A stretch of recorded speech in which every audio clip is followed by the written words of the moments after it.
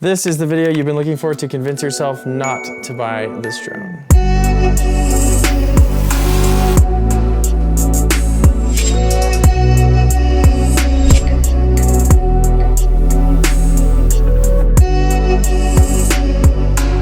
First off, I want to say if you haven't seen my other video, which is the top 5 best things about the DJI Mini 4, definitely go check that out so you have a balanced perspective on both sides. It's an amazing piece of technology and there is a lot to love about it. But in this video, I compiled the top 5 reasons not to buy this drone, and without further ado, let's just hop into number 1, which is the fact that unlike other drones in DJI's arsenal, this only has one focal length. With the Mavic 3 Pro and the Air 3, they have the classic wide drone angle, but they also have a 70mm angle, and the Mavic 3 Pro even has a 170mm lens. These zoom lenses allow you to get incredibly dynamic shots of different subjects. You get this really cool compressed look that kind of brings the background closer to your subject, and you're able to just get much more variation in each location that you're shooting because you have so many different lenses. Here's a quick example that I shot with my Mavic 3 Pro so you can kind of see the difference. Like I said, the Mini only has one focal length, so if you're someone who needs those more dynamic shots, the Air 3 or the Mavic 3 Pro might be a better option for you.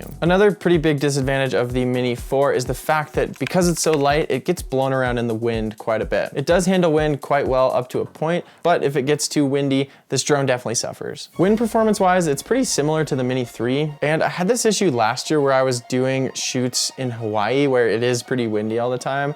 And every time I would try to do like a top-down shot, as I was going up, once in a while the camera would just do these weird motions just because the drone was at such an angle, so it couldn't maintain looking down. If I was flying a Mavic 3 Pro, for example, that wouldn't have happened. It only really affects you if you're flying in super crazy wind, so it's not something I have to deal with on a daily basis, but it is nice to have a bigger drone where you know in most wind conditions you're gonna be fine. This leads me to my next point, which is the fact that this drone is quite a bit slower than DJI's other bigger models. The top speed is 35 miles per hour in sport mode compared to 47 miles per hour for the Mavic 3 and the Air 3. So if you're trying to follow a car, train, boat, really fast human or something, this drone might not be able to keep up. Especially in situations where you have a headwind, this drone is definitely a little bit limited just because it is a smaller drone with less power. And don't get me wrong, 35 miles per hour is super fast for something that small. But if you're specifically looking for a drone to follow fast subjects, you might be better off with another one. Next, I want to get into the video quality. Now, this drone is kind of a beast considering how small it is. It shoots up to 4K 100 frames per second, supports D-Log-M, and the image looks great. But it has a pretty small 1 by 1.3 inch sensor,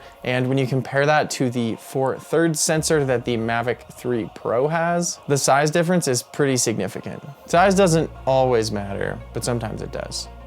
And with a bigger sensor, the camera can absorb more light and just give you a more detailed, accurate image. Spec-wise, it doesn't sound like the Mavic 3 Pro shoots that much better at 4.1K 50 and 4K 120, but when you actually look at the images side by side, the difference is pretty big. So if you're a commercial videographer or drone pilot and you need the best image possible, the Air or the Mavic might be a better pick. That being said, I use my Mini 4 all the time for commercial works and it definitely gets the job done. Before we get into the last thing, if you guys could do me a massive favor and just hit the like button, it helps the channel out a ton, and as a reward, I'll put a cute picture of a baby monkey at the end of this video. Okay, back into it. The last thing I want to talk about is definitely something that's a little bit nitpicky, but it is something that I'd love to see changed in the future. And that is the fact that this drone has a tiny internal storage. Basically, if you either forget an SD card or your SD card fills up, you're only going to be able to take a few photos and videos before it fills up. Most DJI drones have 8 GB of internal storage, but for some reason, this one only has 2. But people make mistakes and sometimes forget SD cards. Of course, I've never made that mistake in my life because I'm a professional drone pilot,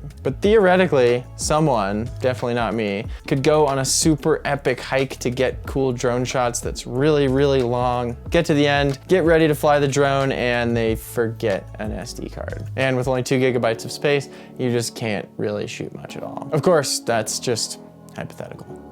But it seems like something that would be super, super easy for DJI just to put in like 16 gigabytes of storage. All that being said, the Mini 4 is an incredible drone and is a perfect pick for most people out there. But like any product, there's a certain group of people that this drone just isn't the right thing for. Like I said, I made a video going over my top 5 best things about this drone, which I will link in the description. So definitely go check that out so you have both sides. I don't have a sponsor for today's video, so all that I ask is that if you want to completely disregard everything that I just said and buy this drone anyways, there's a link down in the description that if you use, I get a small commission off of, which just allows me to make more videos like this. Or if you're an FPV pilot and you want to check out the FPV merch that I made, that's another great way to support the channel. Thanks again for watching. I'll see you on the next one.